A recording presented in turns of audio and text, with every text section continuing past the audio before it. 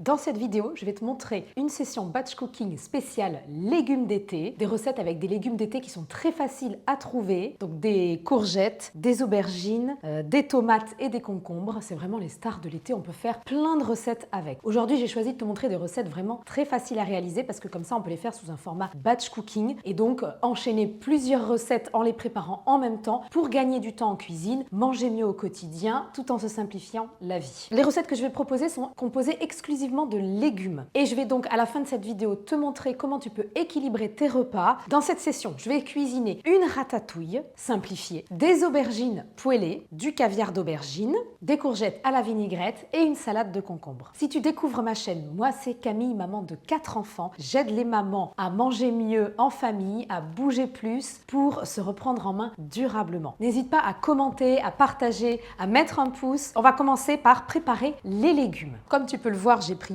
beaucoup d'aubergines parce qu'elles étaient en promotion. Là, dans les recettes que je fais, il y a 3 recettes dans lesquelles je vais mettre des aubergines, mais on peut faire plein d'autres choses avec. La ratatouille que je prévois de faire est simplifiée. C'est pas la recette officielle. Si tu as déjà vu d'autres vidéos sur ma chaîne, j'aime beaucoup simplifier les recettes pour les rendre accessibles tout en gardant le goût, mais j'aime bien enlever certaines étapes, les rendre plus rapides aussi à réaliser. En l'occurrence, dans la vraie recette de la ratatouille, il faut normalement faire cuire chaque ingrédient séparément, donc les aubergines, les poivrons, les courgettes et les tomates. Et il faut tout éplucher. Pour faire cette recette, il faut à peu près 4 heures. J'avais déjà fait la vraie recette officielle, c'est incroyablement long. Donc évidemment, j'ai rarement 4 heures à consacrer à un seul plat. Donc je simplifie, j'utilise un seul récipient, je vais te montrer ça tout à l'heure. Et je n'épluche pas les courgettes, les tomates, les poivrons, je fais au plus simple. Alors j'épluche les aubergines parce que celles-ci sont du supermarché, donc la peau est un peu dure. Après, c'est pas obligatoire, mais je trouve que c'est meilleur, les enfants ils préfèrent. Mais si tu as des aubergines jeunes,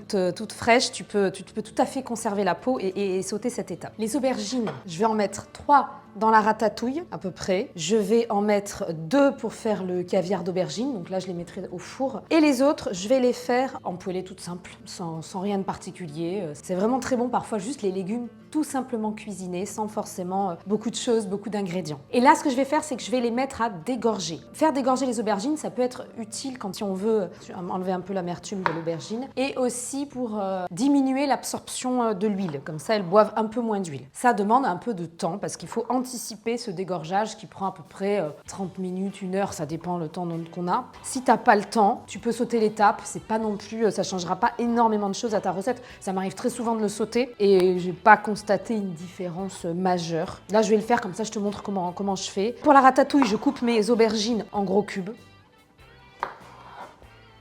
Pour la poêlée d'aubergines, je vais les couper différemment. Je les coupe en 2 et ensuite je vais les couper en lamelles dans l'autre sens. C'est bon aussi, ça change plutôt que de faire toujours des cubes. Et les aubergines, pour le caviar d'aubergine, je vais simplement les couper en 2 dans le sens de la longueur parce qu'après ça cuit au four avec l'oignon aussi. Donc là ça va beaucoup plus vite. Pour faire dégorger au sel, je rajoute du sel et ensuite je mets de côté dans un évier ou à côté d'un évier parce que souvent ça rend un petit peu d'eau donc ça coule en dessous. Voilà, je mélange bien et on va laisser ça pendant une trentaine de minutes. Je vais commencer par préparer les courgettes pour les faire cuire en premier parce que c'est ce qui prend le plus de temps à cuire dans la ratatouille. Les autres courgettes, je les ferai plus tard parce que ça cuira au cuit-vapeur. Pas besoin de les préparer tout de suite. Et là, les courgettes, je vais les couper en gros cubes, un petit peu comme les aubergines, puisque ça va aller dans la ratatouille.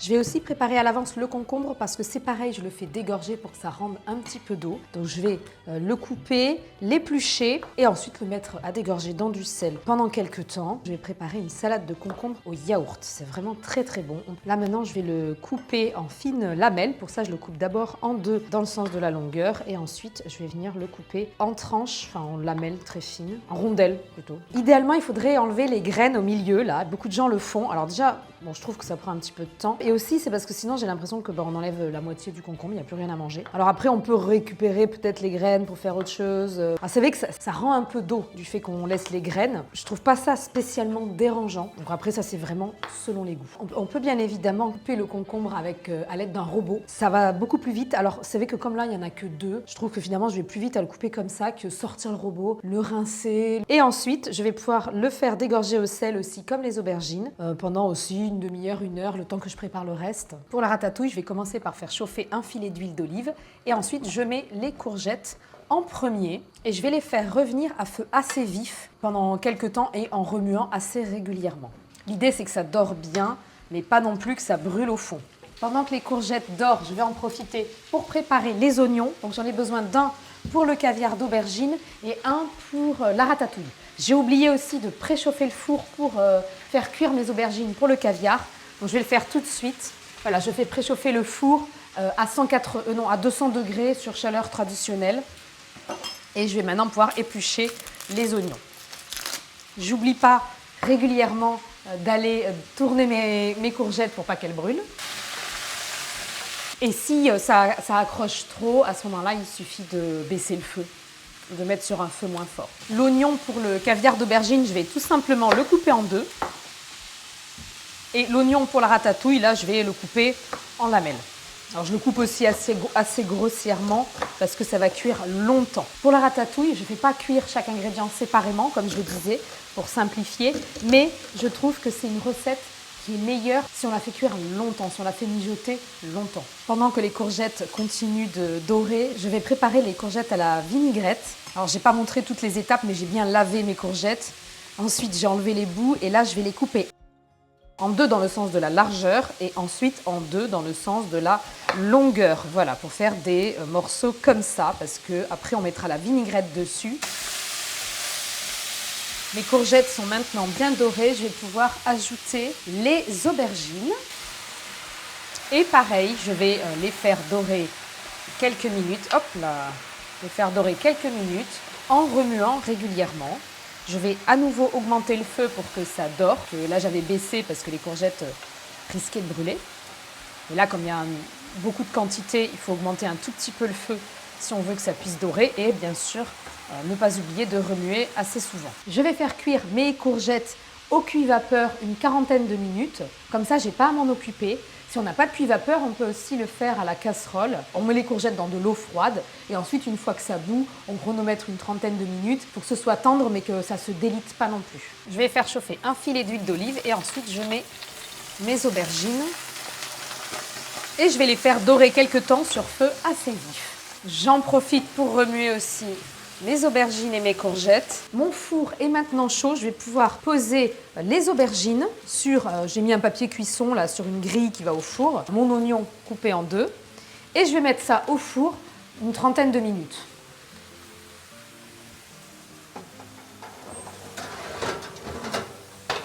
Alors, il faut bien chronométrer parce que quand on fait du batch cooking comme ça, on a tendance à mettre plein de choses à cuire en même temps. Et pour pas que ça brûle, effectivement, que ce soit le four ou les plaques de gaz, il vaut mieux chronométrer. Après, c'est vrai que l'avantage des cuits-vapeur ou autres, c'est qu'il n'y a pas besoin de chronométrer, ça cuit tout seul et on n'a pas besoin de surveiller. J'ajoute l'oignon, maintenant que mes aubergines sont bien dorées. J'ai fait cuire à peu près 10 minutes que ça cuit. Et j'ajoute aussi des poivrons surgelés parce que je n'avais pas de poivrons, enfin j'en ai pas acheté au supermarché. Donc dans ces cas-là, j'utilise des poivrons surgelés, ça fait aussi l'affaire. Si tu n'as pas de poivrons du tout, c'est pas très grave, tu peux très bien faire une poêlée de légumes comme une ratatouille sans poivrons. Je le fais souvent, c'est très bon aussi. Je te mettrai bien sûr la liste des ingrédients pour chaque recette en description de la vidéo. J'en profite aussi pour remuer bien mes aubergines en lamelles parce que ça peut vite accrocher au fond de la poêle. Je vais maintenant préparer mes tomates pour la ratatouille. Donc j'utilise un couteau à dents, c'est plus pratique pour les couper. Et ensuite, je vais les couper en gros cubes, tout simplement. Si tu n'as pas de tomates fraîches, tu peux tout à fait prendre une boîte de tomates, des boîtes de tomates entières ou concassées. Franchement, j'utilise ça très souvent. Et je vais maintenant préparer toutes les gousses d'ail dont je vais avoir besoin. Donc, il m'en faut une pour le caviar d'aubergine. J'en mets au moins 2 ou 3 dans la ratatouille, parce que là, c'est très bon. Alors, on peut en mettre moins, c'est pas un problème. Il y a des gens qui n'aiment pas trop ça, qui supportent mal. Et j'en vais en mettre aussi une dans les aubergines poêlées. Je les prépare toutes en même temps, comme ça, je gagne du temps. Quitte à avoir les mains dans l'ail, autant le faire une seule fois. Pour le caviar d'aubergine, je vais le mettre de côté. Ça, je le mixerai au robot, donc je ne vais pas m'embêter à le couper. Ensuite, l'ail pour la ratatouille, je vais le couper grossièrement. Je ne vais pas le couper en tout petits bouts. Comme ça, en plus, ça fait des morceaux. Les enfants, ils peuvent plus facilement l'enlever si ça ne leur plaît pas. Et ensuite, l'ail pour la poêlée d'aubergine, je vais le couper en plus petits morceaux. Bon, après, c'est vraiment selon les goûts. Hein. Alors, pour la poêlée d'aubergine, je ne le rajoute pas au début quand ça dort parce que sinon l'ail, ça brûle au fond de la poêle, ça donne un goût un peu amer, c'est pas terrible. Donc souvent, je le mets pas complètement à la fin non plus parce que sinon il va être cru. Je vais ajouter l'ail dans ma poêlée d'aubergine. Je vais l'assaisonner. Je mets pas de sel du coup puisqu'il y avait déjà du sel. Ça a dégorgé au sel, donc surtout pas de sel en plus. Je goûterai à la fin pour voir si c'est suffisamment assaisonné. Là, je vais faire très simple. Poivre. Je vais mettre du thym aussi. Et un soupçon de piment d'Espelette, c'est optionnel ça. Hein. Parfois, les enfants n'aiment pas forcément quand c'est épicé. Moi, les miens, ils aiment bien. Donc, je peux me le permettre. Et là, ça va continuer de cuire encore un petit peu. C'est déjà pas mal cuit, mais c'est vrai que c'est encore meilleur quand c'est encore plus compoté. Je vais ajouter les tomates. C'est la dernière étape. Il faut que ça rentre dans le récipient. Bon, c'est pas toujours facile. En général, je peux toujours nettoyer le plan de travail et la cuisine et les plaques de gaz quand j'ai fini mes sessions batch cooking. Il y en a toujours partout, quoi qu'on fasse. Je vais assaisonner maintenant. Je vais mettre mes gousses d'ail que j'ai préparées. J'ajoute un tout petit peu de sel. Alors, je fais attention parce que les aubergines ont du sel, mais les courgettes, les tomates, les poivrons, tout le reste n'en a pas. Donc, je vais en ajouter un petit peu. Et je goûterai ensuite pour voir si c'est suffisant. J'ajoute un petit peu de poivre. Je mets aussi du piment d'Espelette. J'en mets partout. Non, j'exagère, mais c'est vrai que dans les plats d'été, j'aime bien. Et du thym. Et à la fin, je mettrai aussi du persil. Je mélange bien. Je vais laisser mijoter pas mal de temps parce que c'est comme ça que c'est meilleur. Je vais laisser à feu assez vif au début parce que là, il y a tellement d'eau et de quantité que sinon ça va juste bouillir. Pendant que mes plats mijotent tranquillement, je vais préparer la sauce pour la salade de concombre. Donc je mets pour ça des yaourts. De toute façon, comme je te disais, je te remets tout en description de la vidéo, que ce soit les ingrédients, les quantités et les temps de cuisson. On peut mettre qu'un seul yaourt. Hein. Moi, j'aime bien en mettre deux parce que j'aime bien quand il y a beaucoup de sauce. C'est vraiment une sauce que je mange comme ça à la cuillère, toute seule. J'ajoute une cuillère à soupe d'huile d'olive. Du poivre, je ne mets pas de sel, je goûterai ensuite parce que je l'ai fait dégorger au sel, le concombre, donc il y a quand même déjà du sel dedans. Je n'oublie pas de tourner mes plats, la ratatouille notamment, qui a beaucoup d'eau parce que les tomates avaient beaucoup d'eau, donc j'espère que ça va un peu évaporer. Et les aubergines qui ont énormément réduit, il n'y a quasiment plus rien. Et ensuite, je vais ajouter dans cette sauce pour les concombres des herbes fraîches. Alors là, j'ai un peu de menthe dans le jardin, donc plus beaucoup, mais on peut tout à fait mettre des herbes surgelées. Je le fais très souvent. Je n'ai pas toujours des herbes fraîches sous la main. Et du basilic aussi. On peut aussi ajouter, si on le souhaite, de l'oignon rouge ciselé, enfin émincé, pardon, ou de l'échalote émincée. Alors je le fais pas moi parce que les enfants aiment pas trop. Je vais bien mélanger et ensuite, une fois que le concombre aura fini de dégorger, je l'ajouterai et hop, au frigo. Là, je vais arrêter mes aubergines. Elles sont bien cuites. Voilà, on voit comme ça a réduit, c'est impressionnant, ça a débordé presque de la poêle et maintenant il n'y a plus grand chose. Je vais laisser refroidir, je goûterai un petit peu avant de mettre dans un tupperware pour aller au frigo. Et la ratatouille, il faut encore un petit peu de cuisson, c'est assez long les tomates, je dirais à peu près une demi-heure à partir du moment où je mets les tomates dans la casserole. Et là c'est vrai qu'il y a pas mal d'eau, les légumes sont un peu remplis d'eau, enfin, notamment les tomates qui étaient assez mûres. Donc je laisse à feu moyen, pas trop fort ni trop doux non plus pour que ça puisse évaporer encore. Je vais ajouter mes concombres à ma sauce, je vais bien mélanger et ensuite idéalement on le laisse reposer au frigo quelques heures, voilà, pour que ce soit bien frais, c'est meilleur. Ça fait partie des recettes que mes enfants avant n'aimaient pas du tout les concombres, maintenant ils aiment beaucoup ça. Et je goûterai au moment de le manger parce que ça peut manquer un peu de sel. Maintenant, mes courgettes, pour les courgettes à la vinaigrette, sont cuites. Je vais préparer la petite sauce qui va aller avec. Et pour ça, j'avais oublié, j'ai besoin aussi d'une gousse d'ail. Donc, je vais utiliser celle que j'avais prévue pour le caviar d'aubergine et je vais en préparer une autre pour mettre pour le caviar d'aubergine. J'avais mal compté. Pour préparer la sauce pour les courgettes à la vinaigrette, je mets une cuillère à soupe à peu près de moutarde forte, petite cuillère à soupe. Et ensuite, j'ajoute de l'huile et du vinaigre et je la fais monter. Donc ce que je fais, c'est que je mets un petit peu d'huile, un petit peu de vinaigre. J'y vais très progressivement tout en remuant bien. Et je mets à peu près un tiers de vinaigre pour 2 tiers d'huile.